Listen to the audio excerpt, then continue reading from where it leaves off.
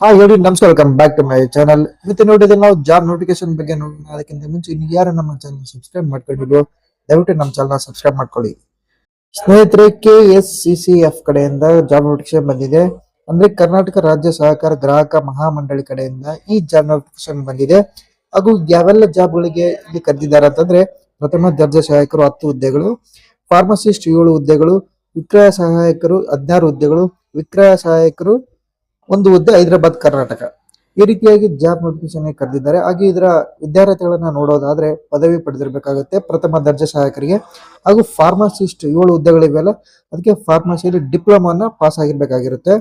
ಹಾಗೂ ವಿಕ್ರಯ ಸಹಾಯಕರು 16 ಹುದ್ದೆಗಳಿಗೆ ದ್ವಿತೀಯ PUC ಸೆಕೆಂಡ್ PUC ಪಾಸ್ ಆಗಿದ್ರೆ ಸಾಕು. ಸೊ ಈ 3 ಹುದ್ದೆಗಳಿಗೆ ಕೂಡ ನೀವು ಕಂಪ್ಯೂಟರ್ ಜ್ಞಾನವನ್ನು ಹೊಂದಿರಬೇಕಾಗುತ್ತೆ. ಕಂಪ್ಯೂಟರ್ ಸರ್ಟಿಫಿಕೇಟ್ ಅನ್ನು ಹೊಂದಿದ್ರೆ ಆದ್ಯತೆಯನ್ನು ನೀಡಲಾಗುತ್ತೆ. ಹಾಗಿದ್ರೆ ಇದಕ್ಕೆ ಅರ್ಜಿ ಶುಲ್ಕ ಏನಿದೆ ಅಂತ ನಾವು ನೋಡೋಣ. ಅರ್ಜಿ ಶುಲ್ಕ ಸಾಮಾನ್ಯ ವರ್ಗ ಮತ್ತು ಇತರರು 1,000 ರೂಪಾಯಿ ಇದೆ. SC ST ವರ್ಗ 1 ಹಾಗೂ ವಿಕಲಚೇತನರಿದ್ದರೆ ಅವರಿಗೆ 500 ರೂಪಾಯಿಗಳ ಫೀಸ್ ಶುಲ್ಕ ಇದೆ. ಹಾಗೂ ನೇಮಕಾತಿ ವಿಧಾನ ಸ್ಪರ್ಧಾತ್ಮಕ ಪರೀಕ್ಷೆ ಮತ್ತು ಸಂದರ್ಶನ ನಡೆಸಿ ನೇಮಕಾತಿಯನ್ನ ಮಾಡಲಾಗುವುದು. ಅರ್ಜಿ ಸಲ್ಲಿಸಲು ಕೊನೆಯ ದಿನಾಂಕ ಏನಂತಂದ್ರೆ 9 ಜನವರಿ 2026 ಆಗಿರುತ್ತೆ. 7 ಫೆಬ್ರವರಿ 2026 ಕೊನೆಯ ದಿನಾಂಕ ಆಗಿರುತ್ತೆ ಅರ್ಜಿ ಸಲ್ಲಿಸಲು.